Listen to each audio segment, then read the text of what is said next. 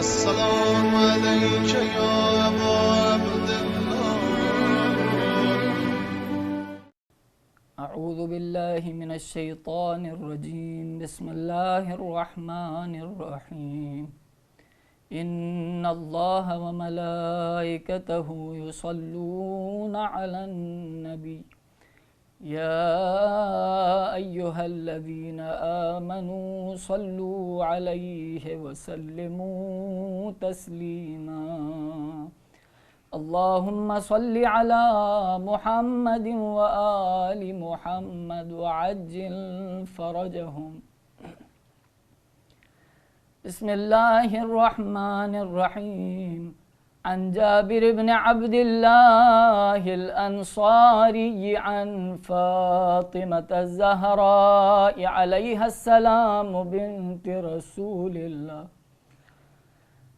قال: سمعت فاطمة أنها قالت: دخل علي أبي رسول الله في بعض الأيام فقال: السلام عليك يا فاطمة. فقلت: عليك السلام. قال: إني أجد في بدني ضعفا.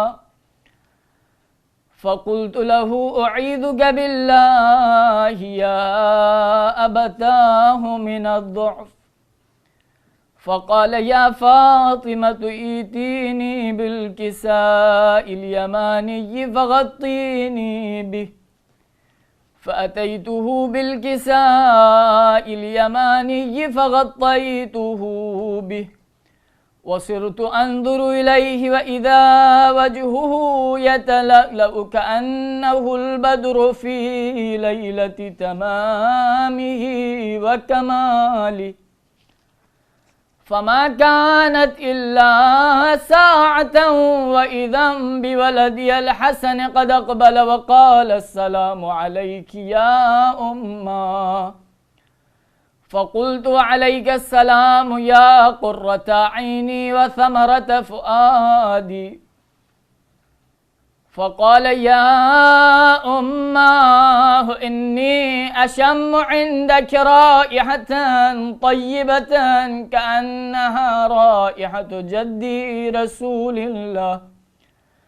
فقلت: نعم، إن جدك تحت الكساء. فأقبل الحسن نحو الكساء وقال: السلام عليك يا جداه يا رسول الله. أتأذن لي أن أدخل معك تحت الكساء؟ فقال: وعليك السلام يا ولدي ويا صاحب حوضي، قد أذنت لك. فدخل معه تحت الكساء فما كانت إلا ساعة وإذا بولدي الحسين قد أقبل وقال: السلام عليك يا أمّا. فقلت: عليك السلام يا ولدي ويا قرة عيني وثمرة فؤادي. فقال لي: يا أمّاه إني أشم عندك رائحة طيبة كأنها رائحة جدي رسول الله. فقلت: نعم، إن جدك وأخاك تحت الكساء. فدنا الحسين نحو الكساء وقال: السلام عليك يا جداه. السلام عليك يا من اختاره الله. أتأذن لي أن أكون معكما تحت الكساء؟ فقال: وعليك السلام يا ولدي ويا شافع أمتي، قد أذنت لك. فدخل معهما تحت الكساء. فأقبل عند ذلك أبو الحسن علي بن أبي طالب وقال: السلام عليك يا بنت رسول الله. فقلت: عليك السلام يا أبا الحسن ويا أمير المؤمنين. فقال: يا فاطمة إني أشم عندك رائحة طيبة كأنها رائحة أخي وابن عمي رسول الله.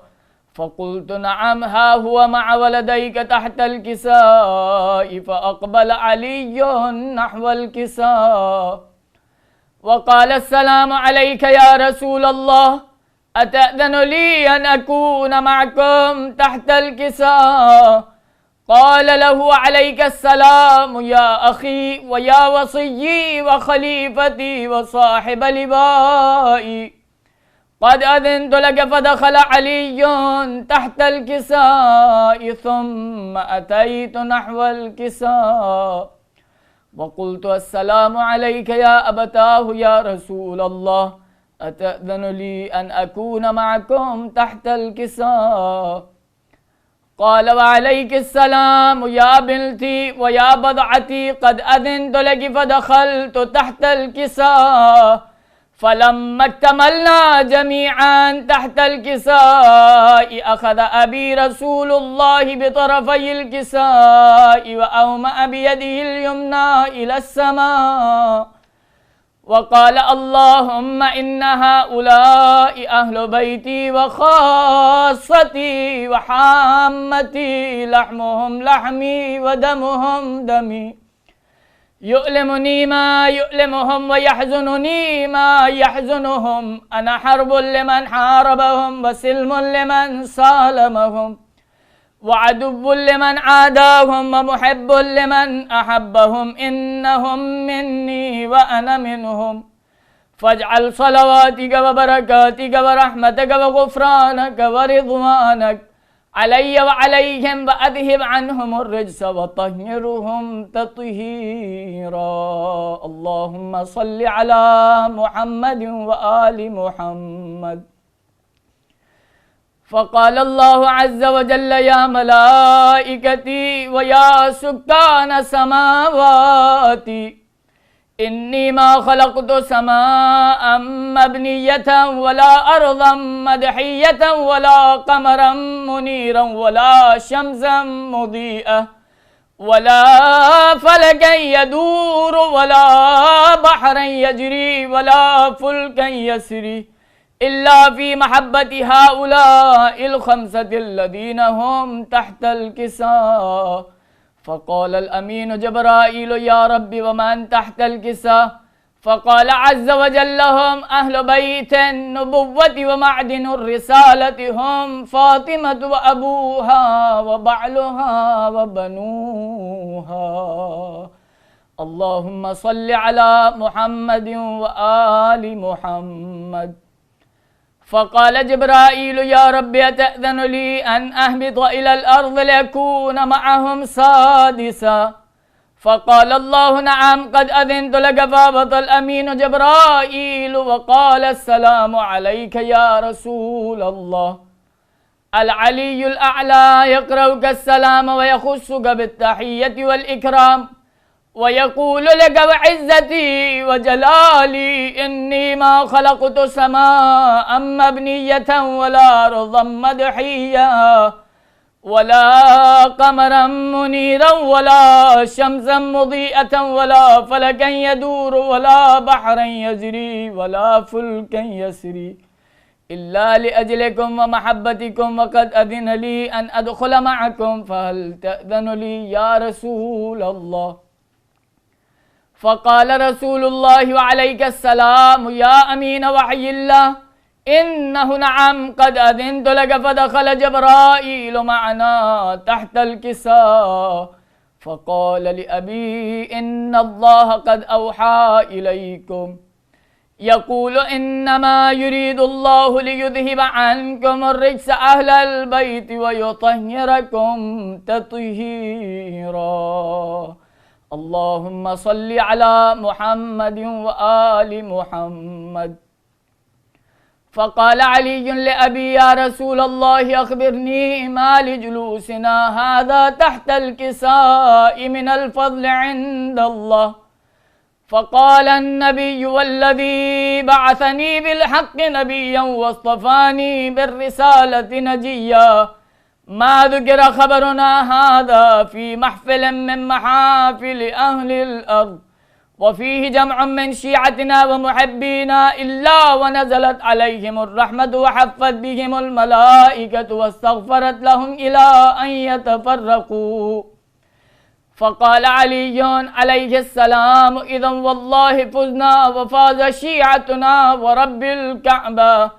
فقال النبي ثانيا: يا علي والذي بعثني بالحق نبيا واصطفاني بالرسالة نجيا، ما ذكر خبرنا هذا في محفل من محافل أهل الأرض، وفيه جمع من شيعتنا ومحبينا وفيهم مهموم إلا وفرج الله همه، ولا مغموم إلا وكشف الله غمه، ولا طالب حاجة إلا وقضى الله حاجته.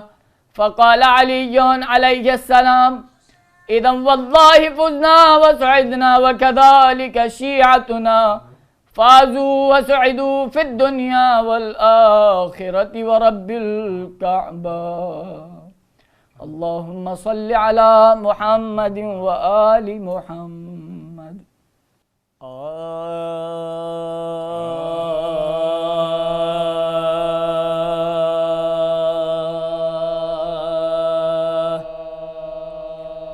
حکم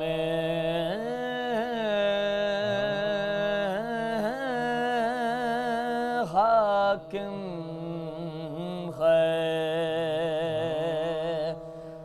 کسی کا نہ رہے سر باقی، حکم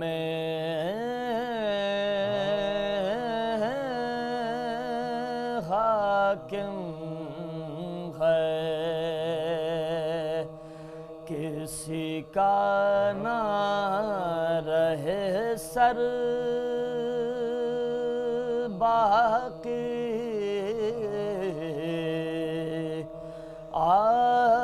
آج دنیا میں نہ حیدر کا رہے گھر باقی،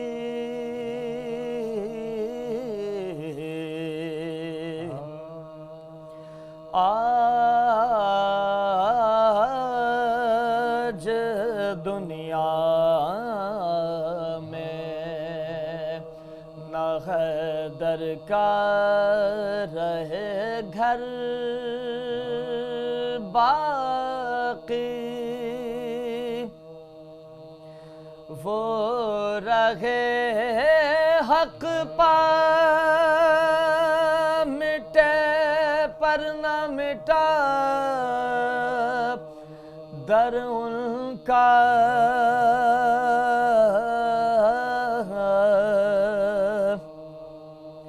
وہ رہے حق پا مٹے پر نہ مٹا در ان کا، لفظ حیدر یہ بتاتا ہے کہ حیدر باقی،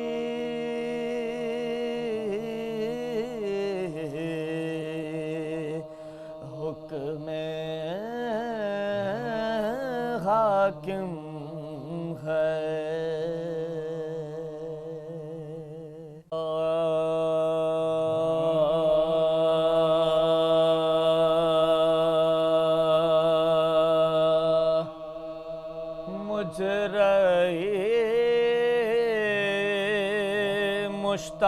مشتاق ہے قدسی کلام ساتھ ہو، مجھ رہے مشتاق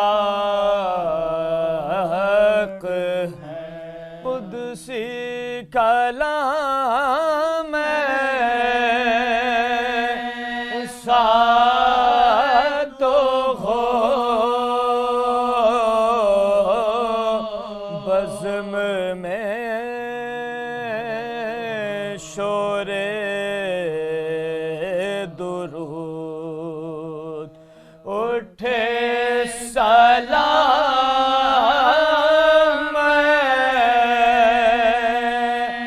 ساتھ ہو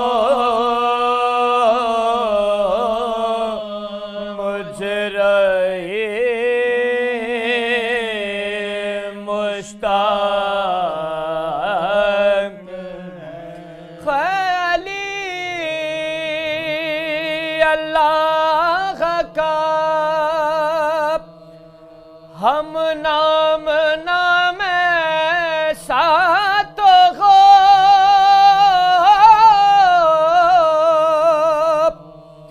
ہے علی اللہ کا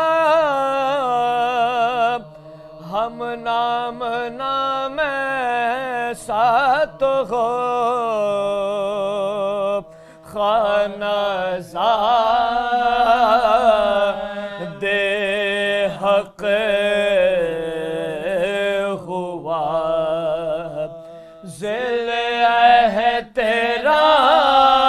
احترام ساتھ ہو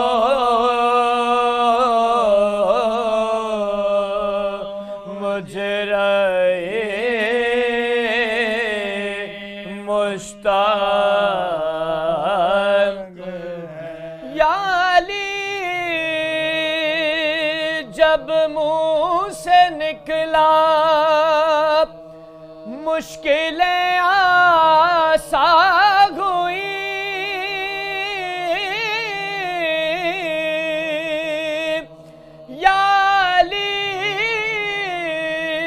جب منہ سے نکلا مشکلیں آسان ہوئیں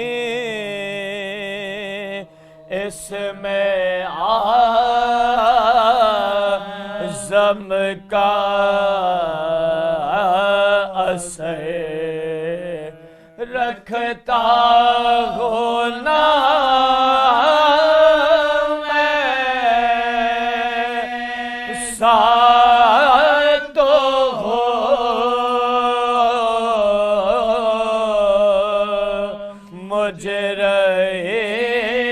مجرئی مشتاق شاہ مردان فاتح خیبر امیر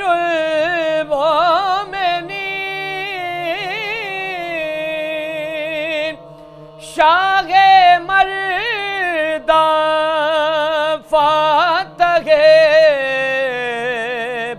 خیبر امیر المومنین جانشین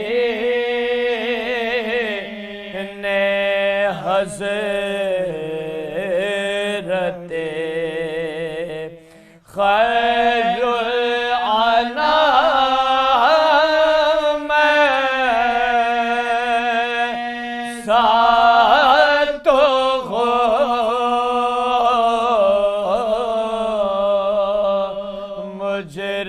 مجرئی مشتاق ہے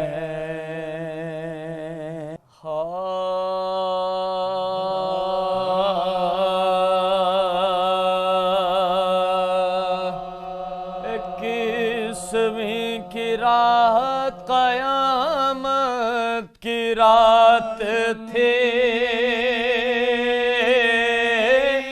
اکیسویں کی رات قیامت کی رات تھی سادات پر بلا کی مصیبت کی رات تھی سادات پر بلا کی مصیبت کی رات تھی میں محشر کی صبح تھی کہ شہادت کی رات تھی بیٹوں سے بوتراب کی رخصت کی رات تھی بیٹوں سے بوتراب کی رخصت کی رات تھی کہتے تھے دل دو نیم ہے ایسا خطے ہے بیزاد راہ خلق سے اپنا سفر ہے بیزاد راہ خلق سے اپنا سفر ہے شبر میرے یتیموں کو شفقت سے پالیو تم اپنے نانا جان کے گھر کو سنبھالیو شبیر پر بالا کوئی آئے تو ٹالیو دیکھو کڑی نگاہ بھی اس پر نہ ڈالیو دیکھو کڑی نگاہ بھی اس پر نہ ڈالیو اس کا لحاظ چاہیے تم کو کہ خود ہے بیٹا میرا حسین تمہارے سپرد ہے بیٹا میرا حسین تمہارے سپرد ہے اے میرے جانشی میرے دلدار الوداع اے نور عین احمد مختار الوداع سوپی تمہیں رسول کی سرکار الوداع اے امت رسول کے غم خوار الوداع اے امت رسول کے غم خوار الوداع شبر جو میرے دوست ہیں تم سب سے ہوشیار مظلوم کربلا میری زینب سے ہوشیار مظلوم کربلا میری زینب سے ہوشیار یہ کہہ کے غم سے حال جو ہونے لگا تغیر بستر پا اٹھ کے بیٹھ گئے شاہ دستگیر بولے حسین سے یہ امام فلک سرے بیٹا بڑا علم ہے کہ عباس ہے صغیر بیٹا بڑا علم ہے کہ عباس ہے صغیر اب آپ کے سپرد میرا لالا فام ہے بھائی نہ جانیو یہ تمہارا غلام ہے بھائی نہ جانیو یہ تمہارا غلام ہے بھول پڑ گیا کہ سید ابرار مر گئے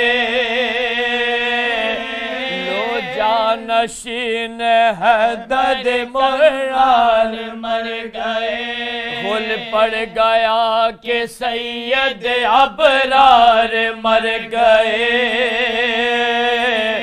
لو جانشین احمد مختار مر گئے دین رسول پاک کے سردار مر گئے ماتم کرو کہ حیدر کرار مر گئے ماتم کرو کہ حیدر کرار مر گئے روئی جو بیبیا تو بے سر پیٹنے لگے عباس نلے ہاتھوں سے سر پیٹنے لگے عباس نلے ہاتھوں سے سر پیٹنے لگے کیوں کر بیان کیجئے وہ حشر کا سما بیٹے ادھر تڑپتے تھے اس سمت بیٹیاں ہر سو کہیں بکا کہیں شیول کہیں فغا بکھرا کے بال زینب مزتر کا یہ بیان بکھرا کے بال زینب مزتر کا یہ بیان بابا آخر شب میں تہیا کدھر کیا ہے غے مہ سیام میں عزم سفر کیا ہے غے مہ سیام میں عزم سفر کیا بیٹی کو پھر گلے سے لگا لو تو جائیو زین العبا کے توق بڑھا لو تو جائیو صحت ہو چلی ہے نہا لو تو جائیو بابا نماز عید پڑھا لو تو جائیو بابا نماز عید پڑھا لو تو جائیو کیوں چپ ہو اے امام حجازی جواب دو در پر پکارتے ہیں نماز جواب دو در پر پکارتے ہیں نماز جواب دو اکیسویں کی رات قیامت کی رات تھے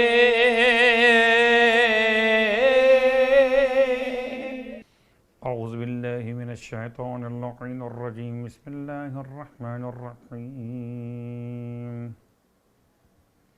الحمد للہ رب العالمین الصلاة والسلام على أشرف الأنبياء والمرسلين سيدنا أبي القاسم محمد وعلى أهل بيته الطيبين الطاهرين واللعنة الدائمة على أعدائهم أجمعين أما بعد فقد قال الله تبارك وتعالى في كلامه الحميد وفرقانه المجيد قوله الحق وهو أصدق القائلين بسم الله الرحمن الرحيم قل الحمد لله وسلام على عباده الذين اصطفى تمام تعریفیں رب علی ابن ابی طالب کے لیے، تمام تعریفیں اس خدا کے لیے جسے علی ابن ابی طالب نے سجدے کیے، اور تمام حد گئے درود و سلام سجدہ گزار کے لیے، عبادت گزار کے لیے، ختمیہ مرتبت کے عاشق نامدار کے لیے، تمام درود و سلام ان ازواج مقدسات کے لیے کہ جن کی تعلیمات کے نتیجے میں آج ایمان اور اطاعت کا عنوان ہمارے درمیان باقی ہے۔ الحمدللہ الذی جعلنا من المتمسکین بالقرآن العظیم واجعلنا من المتمسکین بولایت علی بن ابی طالب علیہ السلام۔ عظم اللہ اجورنا و اجورکم بمصابنا بامیر المؤمنین علی بن ابی طالب علیہ السلام، وجعلنا وإياكم إن شاء الله من الطالبين بصأره مع وليه الإمام المهدي من آل محمد عليهم السلام۔ اما بعد، لعنت اللہ علی القوم الظالمین، اللہم الان قتلت امیر المؤمنین۔ تمام اہل ایمان کی خدمت مقدس میں شب شہادت مولائے کائنات علی ابن ابی طالب علیہ السلام کی مناسبت سے تعزیت و تسلیت پیش کرتا ہوں۔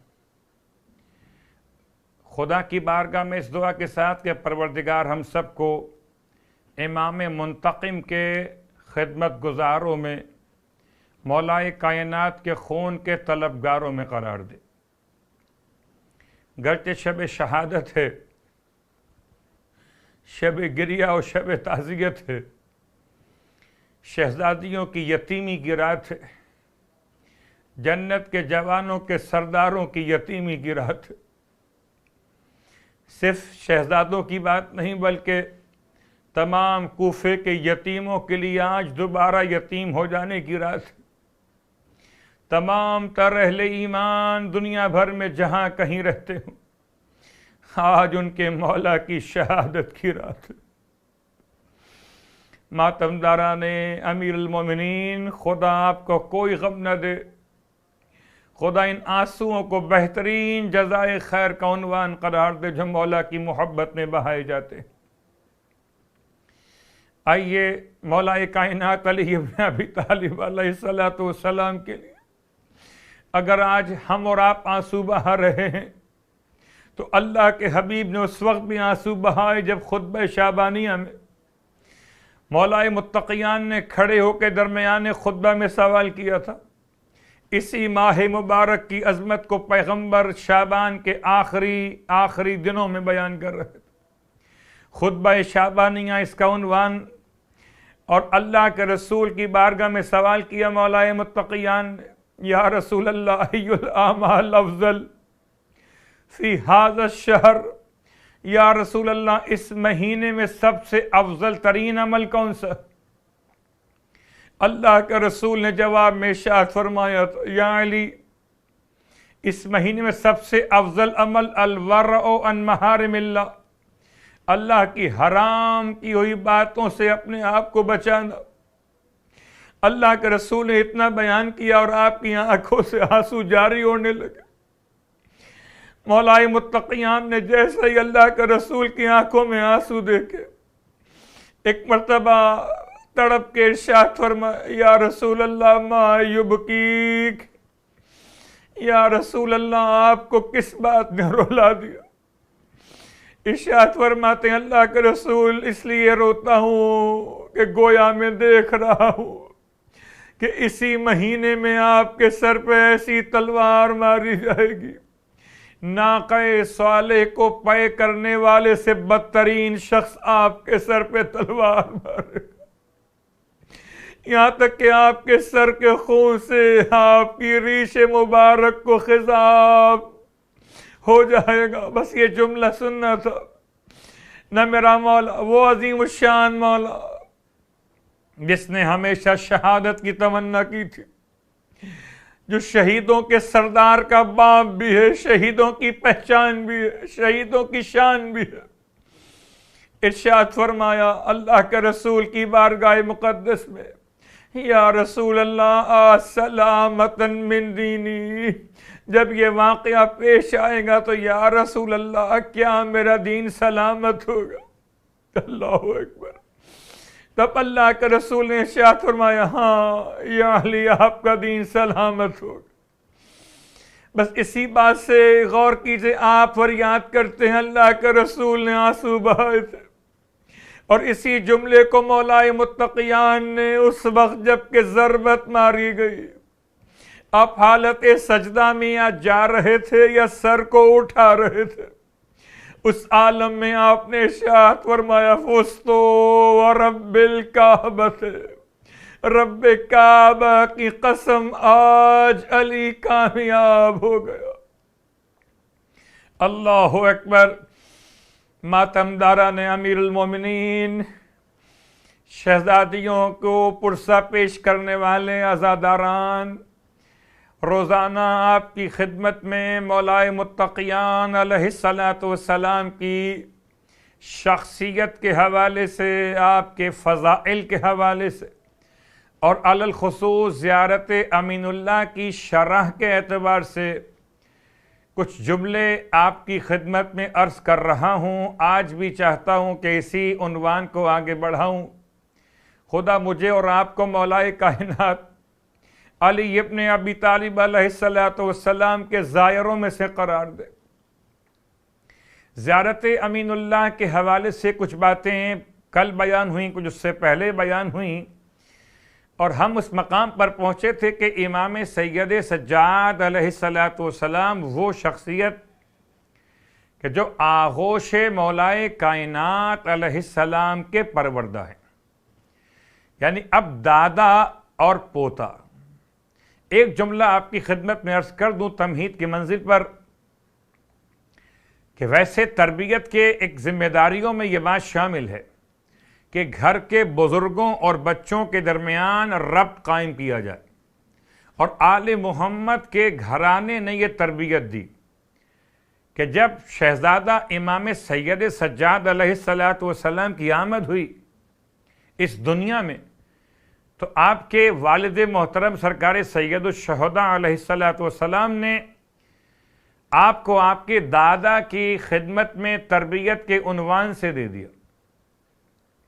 اب دادا اور پوتے دونوں مل کر، گویا بڑا علی اور چھوٹا علی مصلی پر آتے ہیں تو ساتھ ہیں، عبادت کا انداز ہے تو ایک جیسا ہے۔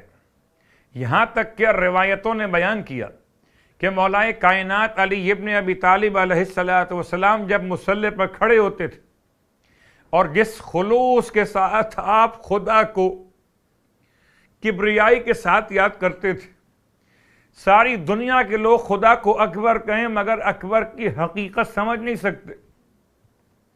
سبحان اللہ، وہ جو میرا مولا خدا کو اکبر کہتا تھا، کس خلوص کے ساتھ، کس رقت کے ساتھ امام اللہ کی بارگاہ میں اللہ اکبر کہہ کر نماز کا آغاز کرتے تھے۔ سنیں تمام صاحبان ایمان جو کہتے ہیں کہ نماز کی کیا ضرورت ہے، مولائے متقیان علی ابن ابی طالب علیہ السلام نماز قائم کر رہے ہیں اور آپ کے ساتھ آپ کا پوتا کھڑا ہوا ہے۔ اے ماتم داران مظلوم کربلا، جس نے تمہیں ماتم سکھایا وہ نماز پڑھ رہا ہے، اپنے جد کے ساتھ کھڑا ہوا۔ اللہ اکبر۔ اور جیسے ہی امام نے تکبیرۃ الاحرام کہی ہے، امام کی تکبیر کو سن کر امام سید سجاد علیہ السلام نے تکبیرۃ الاحرام کہی، نماز سے فارغ ہوئے تو میرے مولا نے اپنے پوتے کو سینے سے لگا لیا اور ارشاد فرمایا کہ میرے حبیب نے سچ تو فرمایا ہے کہ صغیرنا و کبیرنا سواؤن، ہمارے چھوٹے اور بڑے دونوں برابر ہوتے۔ اللہ اکبر۔ تو عبادت کے مزاج میں مولا امام سجاد علیہ السلام، اور اسی انداز سے سوکھی روٹی کھانے کے عنوان میں بس یاد رکھیے کہ غذائے مادی اور غذائے معنوی جس نے مولائے متقیان سے سیکھیں، اس نے کہا السلام علیکہ یا امین اللہ فی ارض. زیارت امین اللہ اس عظیم الشان امام کے الفاظ ہیں جو 2 سال یا 4 سال کے سن تک اپنے دادا کے ساتھ رہے اور اپنے دادا کو سلام کرنے کا طریقہ تمام عالم انسانیت کو سکھا دیا. گویا میں الفاظ کو یوں ادا کر لوں کہ زیارت کی تاریخ پرانی ہے، روزے کی تاریخ بعد میں ہے. روزہ بعد میں بنا ہے، زیارت پہلے شروع ہو گئی ہے. انشاءاللہ روزے کی کچھ تاریخ کل کی مجلس میں بیان ہوگی. آج کی حد تک تمہیں زیارت امین اللہ کے الفاظ کو آپ کی خدمت میں پیش کرنا چاہتا ہوں. السلام علیکہ یا امین اللہ فی ارضہ. امین کے کچھ معانی کل بیان ہوئے، کچھ باتیں آج سن لیجئے. امین یعنی کہ دین و علوم و احکام اور معارف کی امانت کی ذمہ داری امین اللہ. علامہ مجلسی علیہ الرحمہ نے اس حوالے سے وضاحت لکھی. دوسرا معنی امین کا کہ اموال اور نفوس اور بیت المال للمسلمین کی امانت کی ذمہ داری امانت کہلاتی ہے. اور تیسری بات، امانت سے مراد منصب امامت اور اس کے مختصات کی ذمہ داری کو نبھانا، یہ امانت کہلاتا ہے. اور چوتھی بات، خدا کے راز، خدا کے رموز کو اپنے پاس محفوظ رکھنا امانت کا ایک انداز یہ بھی ہے. تو اب اس جملے میں چاروں باتیں جمع کر لیجیے. السلام علیکہ یا امین اللہ فی ارض.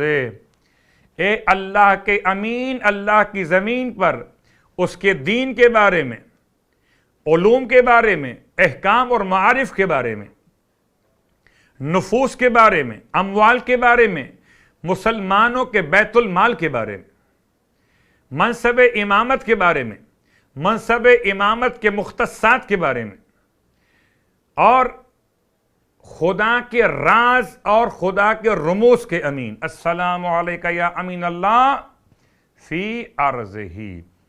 یہ 4 مفہوم بیان کیے گئے امانتوں کے حوالے سے لفظ امین کے ذیل میں.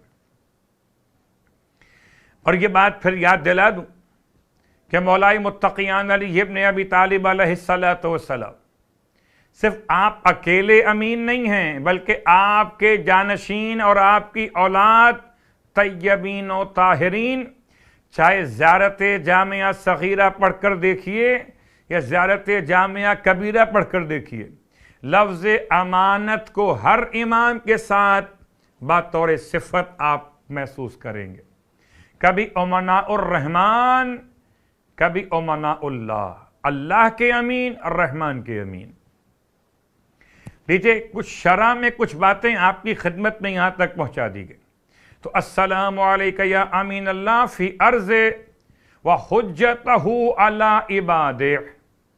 اگلا مرحلہ، گرچہ پوری زیارت کی تو شرح ممکن نہ رہ سکے گی، البتہ جتنے جملے کم از کم ہو سکیں، اور ایک کم از کم آپ کی خدمت میں روزانہ لفظ زیارت امین اللہ اتنا پڑھا جائے کہ ہم اور آپ مل کر اس زیارت کے پڑھنے والوں میں روزانہ کے اعمال کے اعتبار سے شامل ہو جائے انشاءاللہ. وَحُجَّتَهُ عَلَىٰ عِبَادِهِ، اور اے اللہ کی حجت اس کے بندوں پر. لفظ حجت کے کتنے معنی ہو سکتے ہیں؟ حجت کے ایک معنی غلبہ، حجت کے ایک معنی ہے دلیل اور برہان، حجت کے ایک معنی ہے معصوم کی ذات مقدس. یعنی غلبہ بھی حجت ہے، دلیل اور برہان بھی حجت ہے، اور زمانے میں وجود امام بھی حجت ہے.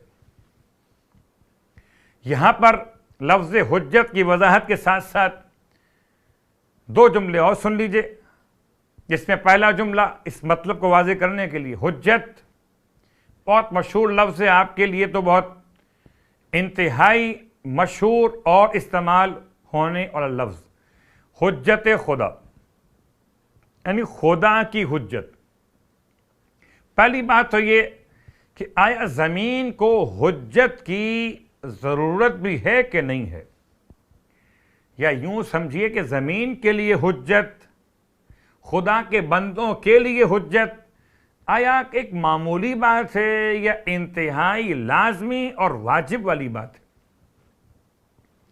اس کے لیے بہت سارے فلسفے کے عناوین قائم ہو سکتے ہیں، منطق کی ادلہ لائی جا سکتی ہیں۔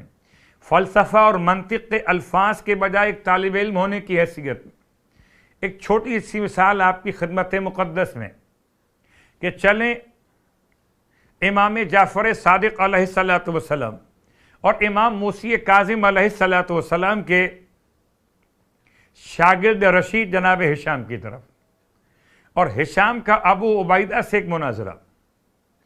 ابو عبیدہ مکتب عامہ سے تعلق رکھتے اور مسجد بصرہ میں بیٹھ کر بڑے درس دیا کرتے،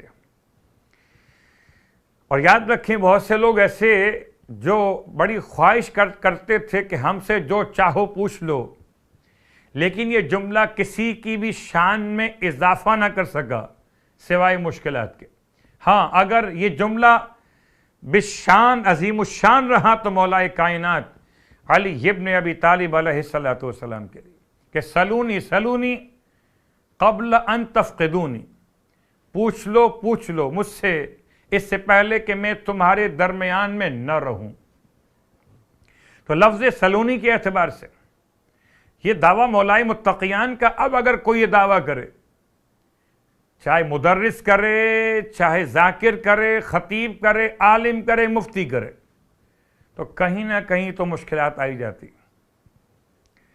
اس لیے کہ انسان سارے علوم کا تو عالم ہو ہی نہیں سکتا۔ تو یہ ابو عبیدہ بیٹھے ہوئے ہیں اور ان کے درس میں، حلقہ درس میں جہاں اور افراد بیٹھے ہوئے تھے، ہشام بھی پہنچ گئے، اور ہشام نے اپنے چہرے کو اپنے رومال سے پوشیدہ کر لیا تاکہ نمایاں نہ ہو سکے، اور تمام حلقہ درس میں جا کے بیٹھ گئے۔ اور جب ماحول بنا سوال و جواب کا تو ہشام نے ابو عبیدہ سے پوچھا کہ کیا میں بھی کوئی سوال آپ سے کر سکتا ہوں؟ غور کیجئے گا بات کے اوپر۔ ابو عبیدہ کہتے ہیں جو سوال چاہیں کریں، بالکل کر سکتے ہیں۔ اب ایک طرف سوال کی اجازت دینا اپنے علمی منصب کو بیان کرنے کا طریقہ ہے، پوچھئے جو پوچھنا چاہیں، ہمیں سب معلوم ہے۔ اللہ اکبر۔ ہشام نے کہا میرے سوال بڑے عجیب و غریب سے ہوں گے، مگر آپ وہ جواب دینے کا وعدہ کر چکے۔ کہا پوچھو، کیا پوچھنا چاہتے ہو جوان، پوچھو۔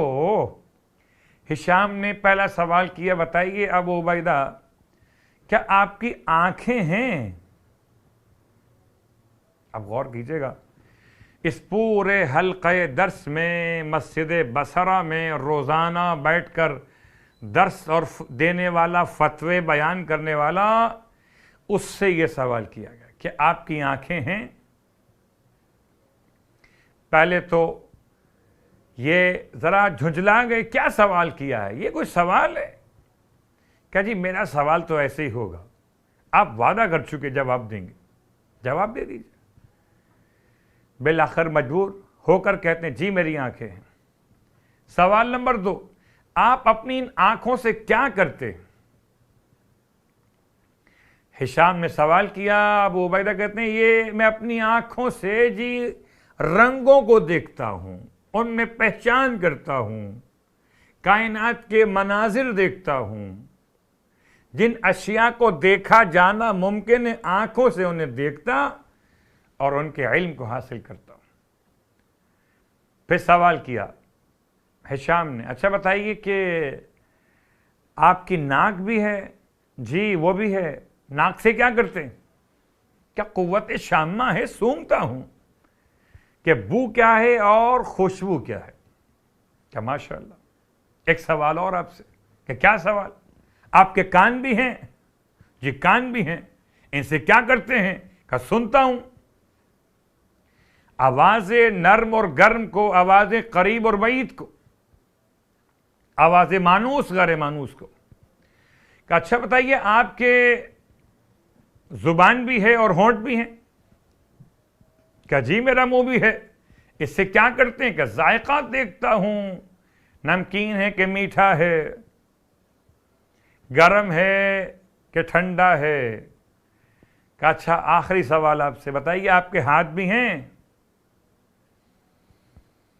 یہ کہتے ہیں ابو عبیدہ جی میرے ہاتھ بھی ہیں۔ ان سے کیا کرتے ہیں؟ کہ ان سے محسوس کرتا ہوں، لمس کرتا ہوں، ٹھنڈا اور گرم اشیاء کو ہاتھ لگا کر معلوم کر لیتا ہوں۔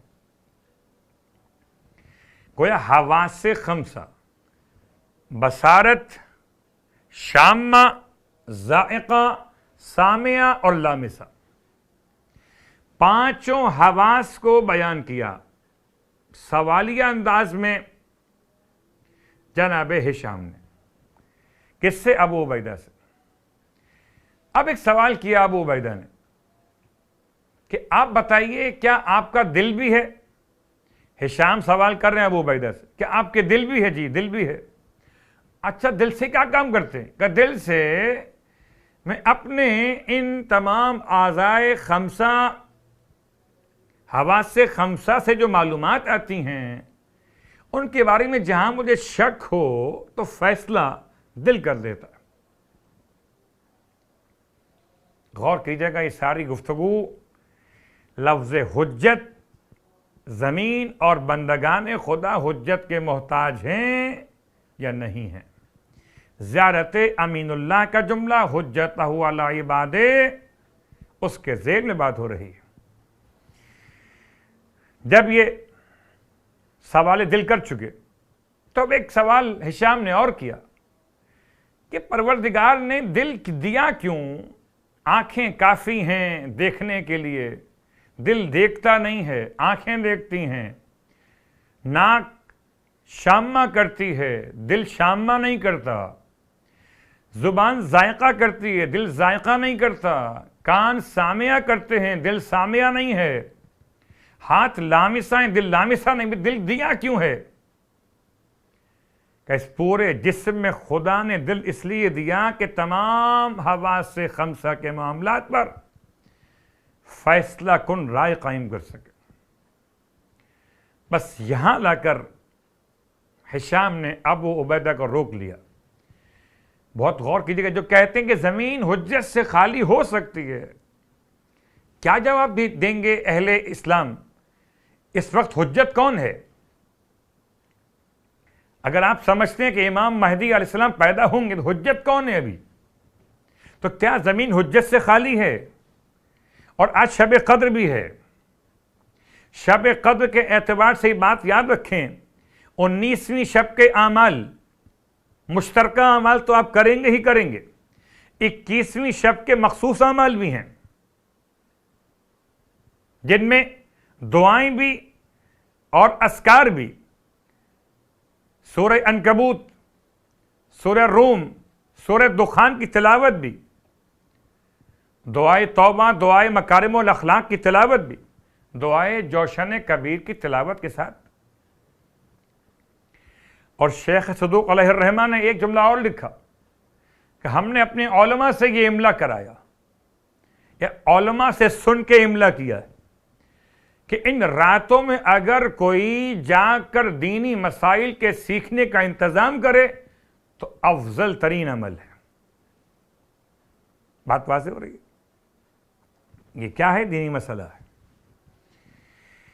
ہشام کہتے ہیں کہ ابو عبیدہ تمہارا خیال ہے کہ خدا نے زمین کو حجت کے بغیر چھوڑ دیا ہے؟ یعنی کیا ضرورت ہے امامت کے عقیدے کی؟ کسی امام کی ضرورت نہیں ہے، زمین ہے بس بنی ہوئی اللہ کی، بندے یہاں موجود ہیں۔ جب خدا ایک تمہارے جسم کو دل کے بغیر نہیں چھوڑتا، حالانکہ حواس خمسہ اپنا اپنا کام کر رہے ہوں، تو خدا پوری کائنات کو حجت کے بغیر کیسے چھوڑ دے گا؟ اللہ اکبر۔ جب خدا ایک جسم کو بغیر ہاتھی کے نہیں چھوڑتا، اور چونکہ بات حجت کی آ رہی ہے تو حجت کی بات کے ساتھ ساتھ پہلا مسئلہ مکمل ہوا کہ زمین کو حجت خدا کی ضرورت ہے.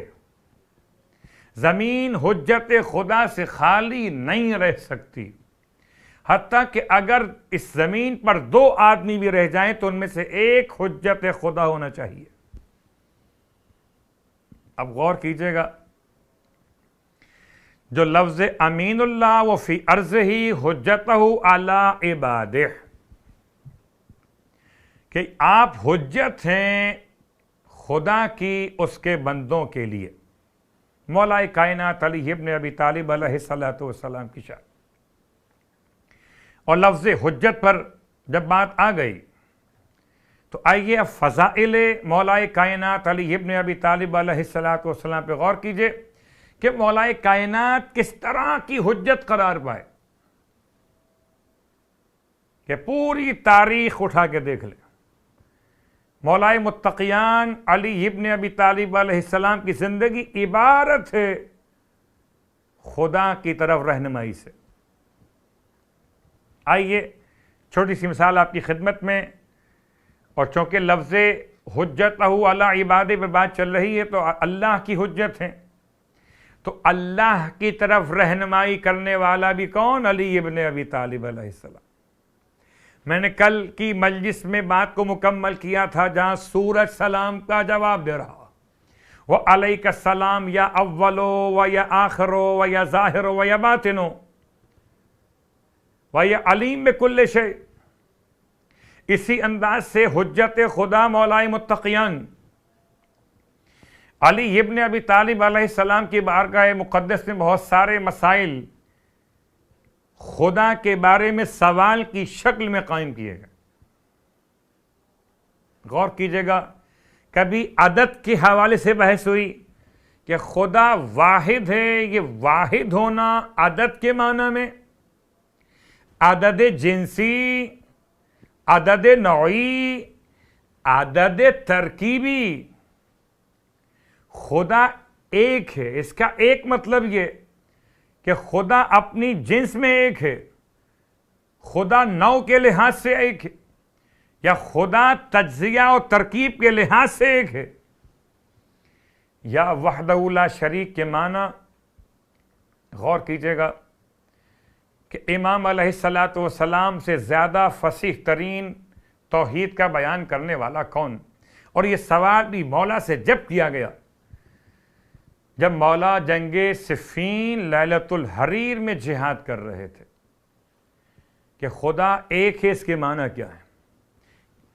گنتی کے لحاظ سے ایک ہے، یعنی کہ 5-6 چیزیں ایک جیسی ان میں سے ایک ہے، یا اپنی نوع کے لحاظ سے، صفات کے لحاظ سے اکیلا ہے، یا خدا 2 عدد کا آدھا ایک کہلائے گا، یعنی ایک اور ایک مل جائیں 2 ہو جاتے ہیں. تو خدا تجزیے اور ترکیب کے لحاظ سے ایک ہے، یا خدا واحد المعنی لا شریک لہ. اللہ اکبر. اس کی مثال کو اور آسان کرنے کے لیے کبھی سوال اس بنیاد پر، کبھی سوال ایک اور یہ سوال مولا کائنات علی ابن ابی طالب علیہ الصلوۃ والسلام سے کیا گیا. مولا بتائیے آئین وجہ اللہ. دیکھیے ایک بڑی آسان سی بات ہے، اس وقت آن لائن مجالس کا سلسلہ، اور آن لائن مجالس میں آڈیو مجالس بھی ہیں اور ویڈیو بھی ہیں. کبھی ویڈیو مجالس پہ غور کیجئے گا کہ آن لائن مجالس میں جب آپ ویڈیو ملاحظہ کر رہے ہوں اور اچانک سامنے سے خطیب کا چہرہ ہٹا دیا جائے، یا میں الفاظ کو بدل دیتا ہوں کہ آڈیو میں اگر آپ سماعت کر رہے ہو، خالی آواز آ رہی ہو، تو آپ کو معلوم نہیں ہے، آپ نہیں پہچانتے، کبھی سنا نہیں ہے کہ خطیب کون ہے، ذاکر کون ہے، عالم کون ہے، امام کا فضائل پڑھنے والا کون ہے. تو چہرہ پہچان بنتا ہے شخصیت کی. شاید آپ کہیں کہ ہاتھ بھی پہچان شخصیت کی. ہاں آج کل تو آپ کہہ سکتے، کہ فنگر پرنٹس یا بایو میٹرک پہچان ہے، تو چہرے کی کاپی ہو سکتی ہے مگر بایو میٹرک کی کاپی نہیں ہو سکتی. یعنی انسان کے انگشت شہادت پر جتنی لکیریں ہیں یا انسان کے تھم پر جتنی لکیریں موجود ہیں، اس میں انسان کی کوئی کاپی نہیں ہو سکتی. اللہ اکبر. لیکن یہ تو جب پتہ چلے جب آپ کے پاس ڈیوائسز موجود ہوں ان فنگرز کو پڑھنے کے لیے. لیکن عام حالات میں ایک انسان کی پہچان اس کے فیس کے ساتھ ہوتی ہے، چہرہ. سوال کیا گیا مولا سے آئین وجہ اللہ، مولا بتائیے اللہ کا چہرہ کس طرف ہے. بہت غور کیجئے گا، اگر اللہ کا چہرہ کسی ایک طرف مان لیا جائے، فرض کر لیتے ہیں کہ اللہ کا چہرہ ہے مشرق کی طرف، تو جو سامنے رہتے ہیں مشرق کے وہ اللہ کے چہرے کے سامنے ہوں گے، اور جو رہتے مغرب کے اندر ہیں وہ اللہ کے چہرے کے پیچھے ہوں گے. اللہ اکبر. العیاذ باللہ من ذالک. میں صرف سمجھانے کے لیے لفظ کو اتنا کھول کے بیان کر رہا تھا. مولا کائنات کی بارگاہ میں سوال کیا گیا، مولا بتائیے آئین وجہ اللہ، اللہ کا چہرہ کس طرف ہے؟ امام ارشاد فرماتے ہیں جواب دینے کے بجائے آگ روشن کرو. جب آگ روشن کی گئی، اور آپ کو تو اندازہ ہے جب آگ روشن ہو تو شعلے بلند ہوتے ہیں، اس کے شعلے اتنے بلند ہوئے کہ فضا میں شعلے دکھائی دینے لگے. امام نے سائل سے سوال کیا، اور سوال کیا کیا؟ تو کہ تم یہ بتاؤ کہ آئین وجہ النار، آگ کا چہرہ کس طرف ہے؟ سائل نے چاروں طرف سے آگ کو دیکھا، کہا اس کا تو چہرہ بیان کرنا ممکن نہیں. چہرے کا مطلب کیا ہے؟ یہ میرے سامنے آپ کے سامنے میرا فیس، یہ میرا چہرہ، پیچھے سر کا حصہ یہ فیس نہیں ہے، یہ فیس ہے، یہ چہرہ ہے. تو آنکھ کا چہرہ کس طرف ہے؟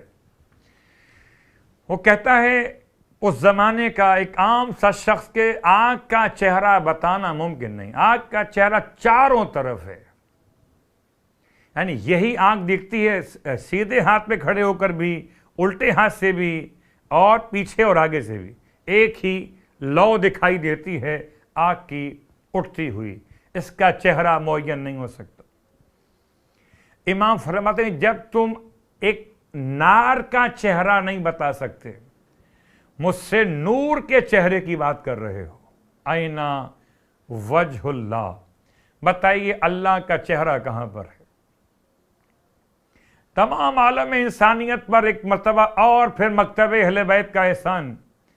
آؤ انسانوں، اگر تمہیں خدا کا چہرہ صفات خدا میں دیکھنا ہو تو چلیے سورہ مبارکہ الرحمن پڑھیے.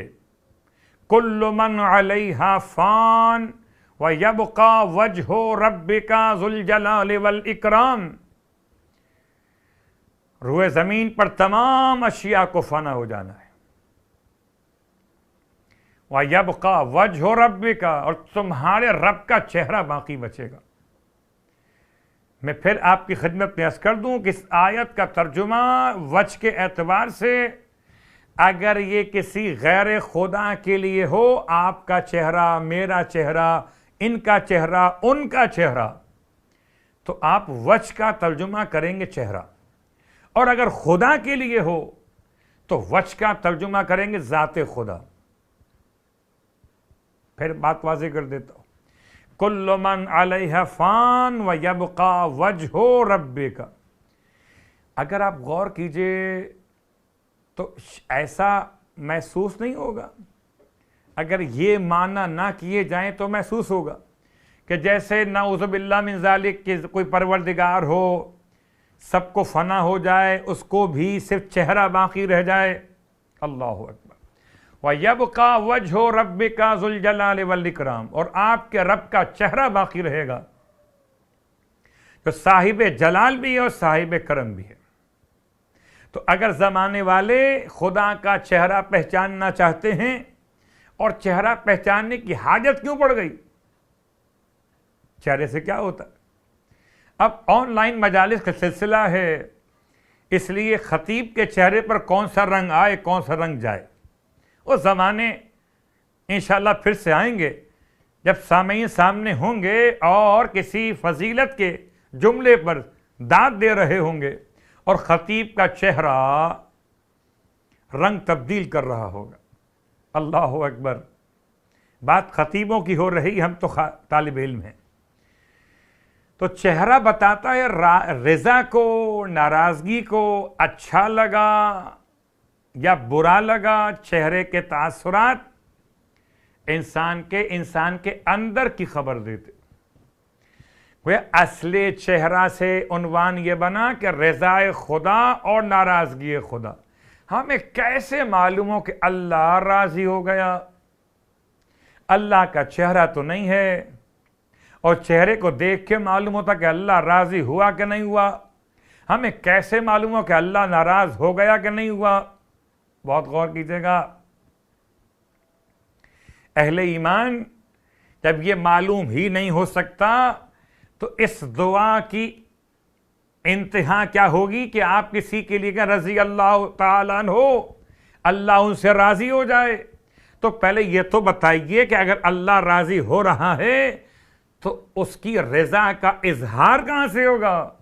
کیا وہ خدا آپ کو کال کرے گا، آ کے بتائے گا، آپ پر آیتیں اتارے گا؟ اللہ اکبر، کیسے بتائے گا کہ وہ راضی ہو گیا؟ کوئی طریقہ ہے اس کا؟ اب میں ایک مثال آپ کی خدمت میں عرض کرتا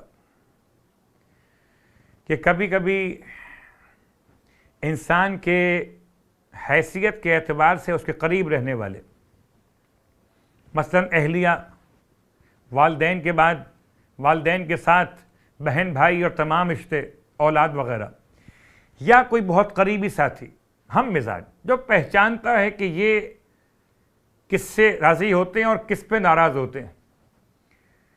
میں مثال دے سکتا ہوں کہ اہل تقوی صاحبان علم کے لوگ کہتے ہیں بھائی ان مولانا صاحب کو مکس گیدرنگ شادی میں نہ بلانا، یہ پسند نہیں کرتے۔ معلوم کیسے ہوا؟ یا تو تجربہ بول رہا ہے یا صحبت بول رہی ہے۔ اس کا مطلب ہے کہ رضا کا اندازہ یا صحبت سے ہوتا ہے یا آزمانے کے بعد ہوتا ہے۔ تو خداوند عالم راضی ہوا کہ نہیں ہوا، اس کی پہچان آسان کر دی گئی کہ خدا نے اپنی صفات کے مظہر قرار دے دیے محمد و آل محمد علیہ السلام، کہ ان کو دیکھو، اگر یہ راضی ہو گئے سمجھو میں راضی ہو گیا، اگر یہ ناراض تو سمجھو میں ناراض ہو گیا۔ اور دور مت جائیے، ایام فاطمۃ الزہرا سلام اللہ علیہ کے اندر اب مسلسل یہ حدیث پڑھی جا رہی ہے کہ جس نے فاطمہ کو ناراض کیا اس نے اللہ کو ناراض کیا،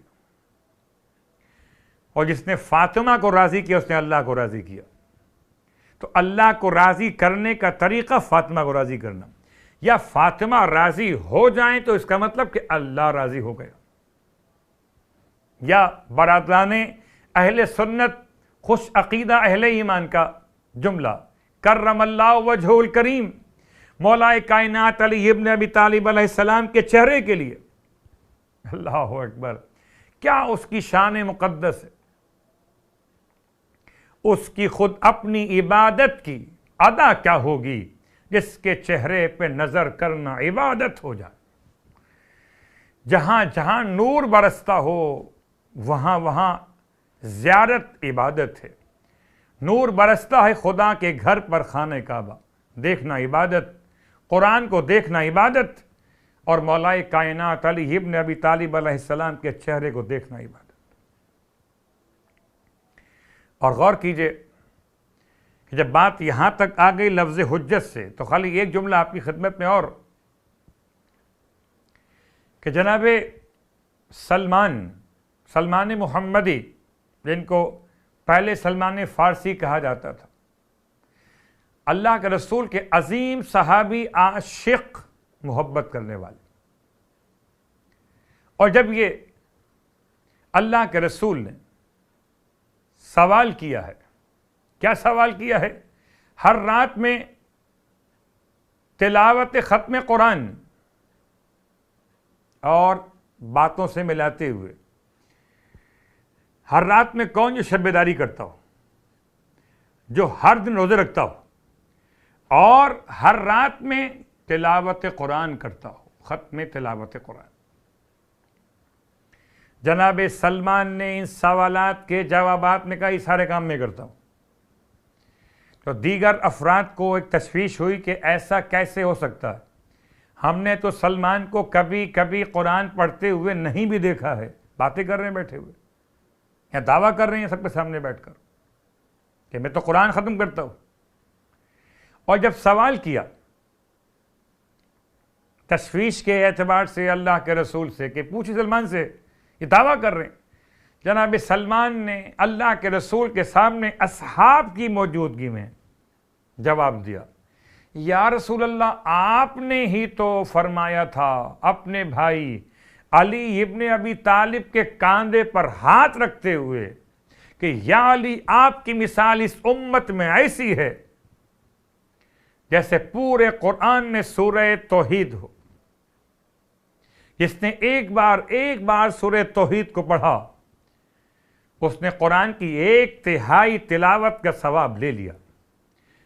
یا علی، جس نے آپ سے خالی زبان سے محبت کی اس نے ایمان کا 1/3 حصہ حاصل کر لیا. آپ فرما رہے تھے کہ یا علی، جس نے 2 مرتبہ سورہ اخلاص کی تلاوت کی اس نے 2/3 قرآن کی تلاوت کا ثواب لے لیا، اور جس نے آپ سے زبان اور دل کے ساتھ محبت کی اس نے 2/3 ایمان کو حاصل کر لیا.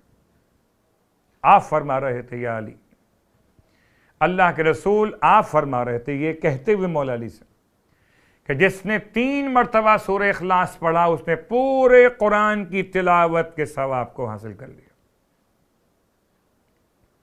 اور جس نے آپ سے محبت کی زبان، دل اور اعضاء و جوارح سے. تو اب یہ جملہ کافی نہیں ہے کہ زبان کے ساتھ دل بولا علی مولا علی مولا، زبان کے ساتھ دل بولا اور پھر یہ مولائی نماز کے عالم میں کھڑا ہو جائے، یہ گناہوں سے اپنے آپ کو بچانے میں کامیاب ہو جائے، اعضاء و جوارح اطاعت گزار علی ہو جائے. اللہ اکبر. امام کی اطاعت کا ایک انداز مولا کائنات علی ابن ابی طالب علیہ السلام کے زمانے حیات ظاہر میں آپ نے ارشاد فرمایا کہ دیکھو تمہارے اور اہل شام کے درمیان تعجب ہے، تمہارا اور اہل شام کا اور تمہارے سردار اور اہل شام کے سردار میں تعجب ہے مجھے. کیا تعجب مولا آپ کو؟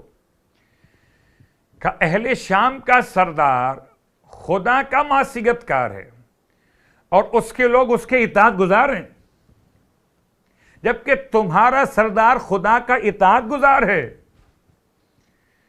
اور تم اس کے معصیت کار ہو. اللہ اکبر. مولا کائنات علی ابن ابی طالب علیہ السلام کی شخصیت پر کس انداز سے زیارت امین اللہ کے جملے مکمل ہو رہے ہیں. انشاءاللہ ہم اس جملے تک پہنچ گئے اور اگلا جملہ آج کی حد تک روک رہے ہیں، باقی باتیں انشاءاللہ آنے والے کل میں ہوں گی. السلام علیکہ یا امین اللہ فی ارض و حجتہ علی عبادہ، اور آپ حجت خدا ہیں اللہ کے بندوں کے لیے، چاہے بچے ہوں، بڑے ہوں، جوان ہوں کہ بوڑھے، یا عورت ہوں کہ مرد. اور ہر مشکل میں تو سب نے پکارا ہے مولا کائنات کو. حتیٰ کہ اتنی چھوٹی سی مشکل ہے، اتنی چھوٹی سی مشکل، بہت غور کیجئے گا کہ جب دربار خلافت سجا لیا گیا، حکومت بنا لی گئی، امامت کو چھوڑ کر، غدیر خم کو بھلا کر، تو مشکلات تو آئی ہیں نا. ان مشکلات میں ایک مشکل ایسی بھی آئی کہ کسی شخص نے آ کر دربار خلافت میں، حکومت کے دربار میں آ کر یہ دعویٰ کر دیا کہ مجھ سے اللہ کے رسول نے وعدہ کیا تھا اور آپ جانشین وعدہ پورا کر دیجئے. یہ کیا وعدہ کیا تھا؟ کہ وعدہ کیا تھا مجھے اپنے ہاتھ سے ایک مٹھی کھجور دیں گے. آپ وعدہ پورا کر دیجئے. حاکم وقت جو کہلاتے تھے انہوں نے اپنے قاصد کو روانہ کہ جاؤ جا کر مسجد سے ابو تراب کو لے کر آؤ. اور جب مسجد سے ابو تراب کو لایا گیا تو تمام دربار میں ایک کیفیت تھی کہ کس کام کے لیے بلایا گیا. تو حاکم کہتا کہ جی اللہ کے رسول کا یہ وعدہ لے کر شخص آیا ہے کہ وعدہ پورا کر دیا جائے. اللہ کے حبیب نے اس سے وعدہ کیا تھا اسے کھجور دیں گے. اب آپ اپنے ہاتھ سے اٹھا کر اسے عطا کر دیں کھجور ایک مٹھی بھر. مولا کائنات بالکل عام سے انداز میں اپنے دستے امامت کو رکھا, اٹھایا کھجوروں کو, اٹھا کر سائل کے ہاتھ پر رکھا. سائل نے کھجوریں لے لیں امام کے ہاتھوں سے. اللہ اکبر. اب غور, دربار خلافت کا واقعہ ہے. ایک سوال کیا سائل نے حاکم سے, اتنے چھوٹے سے کام کے لیے آپ نے کیوں زحمت دی ابو تراب کو, کیوں بلایا علی کو؟ یہ کام تو آپ بھی کر سکتے تھے. اور انہوں نے کون سا کام کیا؟ خالی اٹھا کر میرے ہاتھ میں رکھی کھجوریں. تب حاکم وقت کہتے ہیں کہ تجھے نہیں معلوم مگر میں نے خود اپنے کانوں سے سنا ہے کہ اللہ کے حبیب نے فرمایا تھا کہ میرا اور علی کا ہاتھ عدل میں برابر ہے. کیا کہنے, چہرہ وجہ اللہ ہو جائے, ہاتھ ید اللہ ہو جائے اور مساوات میں مثل ید مصطفیٰ ہو جائے. تو چلیے ایک بات تو واضح ہو گئی کہ دربار خلافت کے اس عمل کے نتیجے میں مسلمان سمجھ گئے کہ اگر دربار خلافت میں کوئی بیٹھنے والا بھی کھجور پیغمبر کے وعدے پر اپنے ہاتھ سے نہیں دیتا بلکہ علی کے ہاتھ سے دلواتا ہے تو جنت خدا کا وعدہ ہے. پیغمبر نے فرما لیا ہے, خدا نے خلق کیا جنت کو, پیغمبر نے وعدہ کیا, تو پیغمبر کے وعدے کو خدا جب آپ کو دلوائے گا تو ہاتھ علی ابن ابی طالب کا ہو. اب آپ کی مرضی ہے علی کے ہاتھ سے جنت قبول کریں نہ کریں. بس عزیزان گرامی قدر, ہمیں تو اتنی عادت ہے کہ ہر وقت مولا کو یاد کرتے, اٹھتے بیٹھتے ہوئے, سنبھلتے ہوئے, چلتے ہوئے اپنے مولا کو یاد کرتے. واہ مصیبتہ عزاداران امیر المومنین, آج شب شہادت بھی اور شب قدر بھی. میرا مولا 21 تاریخ ماہ رمضان کو دنیا سے رخصت ہو گیا تھا. 19 کے بعد سے لے کر امام نے اپنے گھر میں 19 کا پورا دن گزارا, 20 کی شب گزاری, 20 کا دن گزارا اور 21 کی شب. اور ان تمام تر درمیان کے واقعات کو بیان کرنے کے لیے وقت نہیں, خالی اشارہ کر رہا ہوں. جب میرے مولا کو زخمی حالت میں گھر پہ لایا گیا تھا اور ایسے میں طبیب کو اور جراح کو بلایا گیا تھا, جراح ابن اسیر سکونی نے جیسے ہی امام کے زخم کا معائنہ کیا اور معائنہ کرنے کے بعد جملہ زبان پر اس طرح ادا کیا کہ مولا وصیت فرما لیجیے. زہر اتنا زیادہ اندر تک اتر چکا ہے کہ کوئی بچنے کا امکان نہیں ہے. ہاں اگر ہو سکے تو جتنا اس کو تکلیف کو کم کر سکتے ہو کر سکتے. اس میں کیا کیجئے, طبیب اور جراح کیا کہتے تھے کہ جتنا زیادہ ہو سکے دودھ نوش فرمائیے.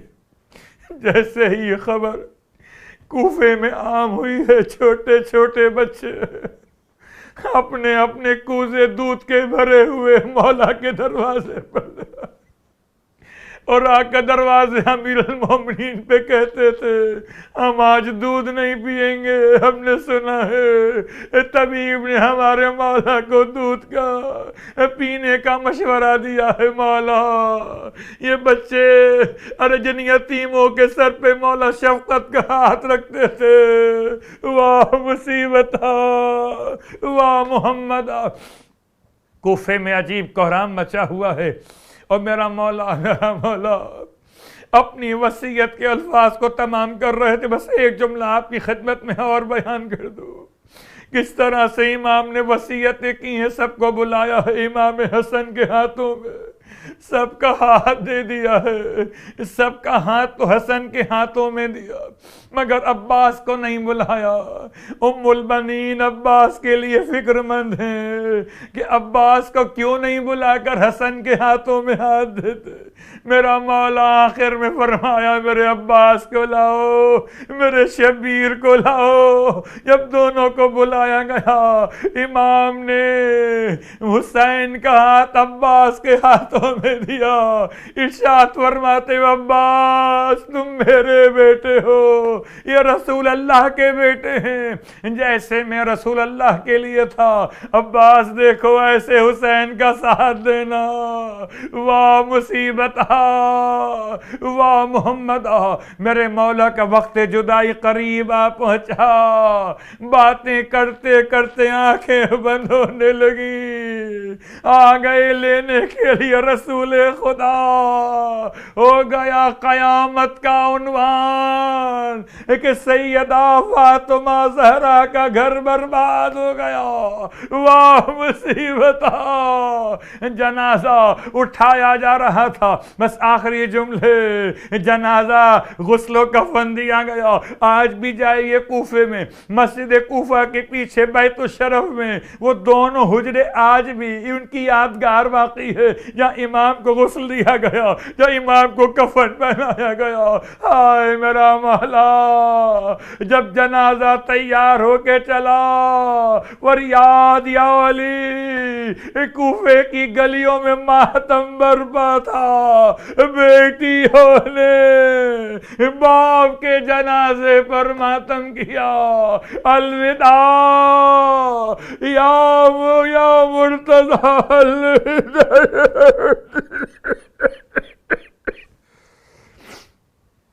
الا ولعنۃ اللہ علی القوم الظالمین وسیعلم الذین ظلموا ای منقلب ینقلبون. بار اللہ واسطہ محمد و آل محمد کا ہماری اس عبادت کو اپنی بارگاہ میں قبول و مقبول فرما.